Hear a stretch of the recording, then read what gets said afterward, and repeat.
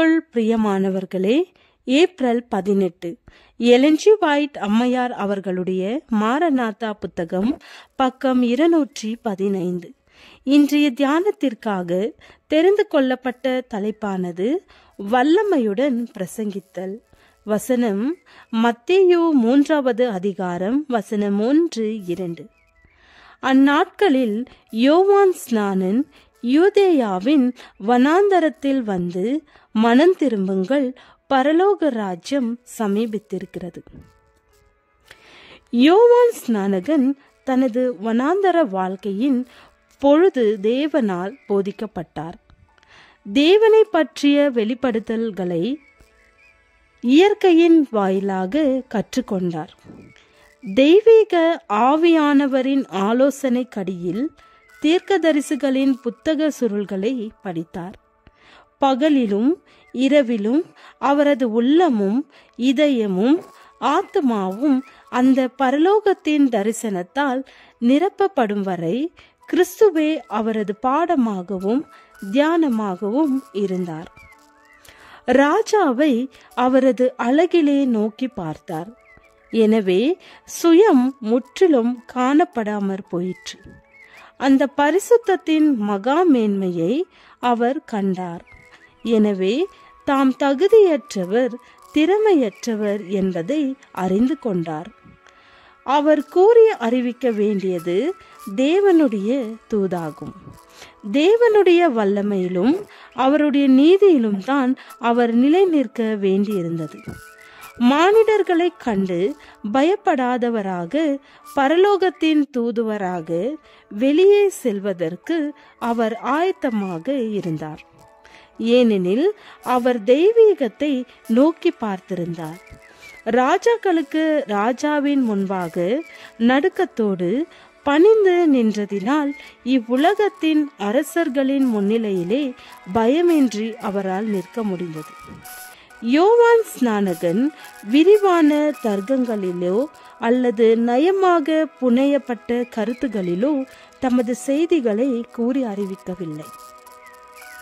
அவருடைய தூது அதிர்ச்சி கொடுக்கக்கூடியதாகவும் கடுமையானதாகவும் இருந்தது. எனினும் அந்த செய்திகள் நம்பிக்கை நிறைந்தவைகளாக இருந்தன. வனாந்தரத்திலிருந்து மனம் திரும்புங்கள், பரலோக ராஜ்யம் சமீபித்திருக்கிறது என்று அவரது குரல் கேட்டது. ஒரு புதிய வித்தியாசமான வல்லமையோடு அந்த செய்தி மக்களை அசைத்தது. நாடு முழுவதும் ஒரு கிளர்ச்சியை ஏற்படுத்தியது.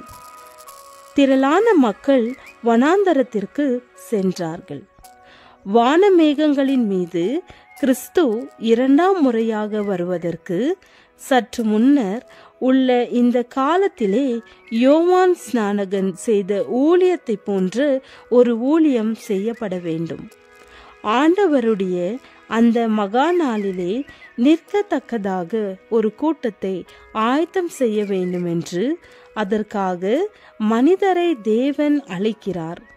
கிறிஸ்துவின் அதிசீக்கிர வருகையை விசுவாசிக்கின்ற மக்கள் கூட்டமாக இருக்கின்ற நாம் எடுத்து செல்ல வேண்டிய ஒரு தூது உண்டு. உன் தேவனை சந்திக்கும்படி ஆயத்தப்படு என்பதே அது.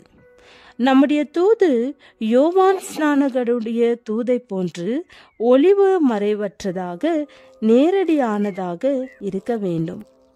அவன் ராஜாக்களை அவர்களது அக்கிரமத்திற்காக கடிந்து கொண்டான். தனது உயிருக்கு ஆபத்து இருக்கிறது என்று தெரிந்த போதிலும் தேவனுடைய வார்த்தையை கூறி அறிவிக்க தயங்கவில்லை. இந்த காலத்தில் நம்முடைய ஊழியமும் உத்தமமாக செய்யப்பட வேண்டும்.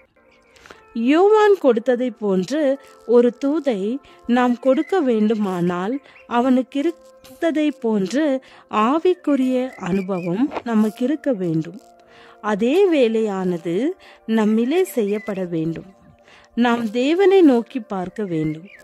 அவரை நோக்கி பார்த்து கொண்டிருக்கும் பொழுது சுயம் காணப்படாமல் மறைந்து போகிறது. ஜெபம். பிதாவே, உம்மை மகிமைப்படுத்தவும் உமக்கு புகழ்ச்சியை கொண்டு வரவும் எங்களை பயன்படுத்தும். ஆமேன்.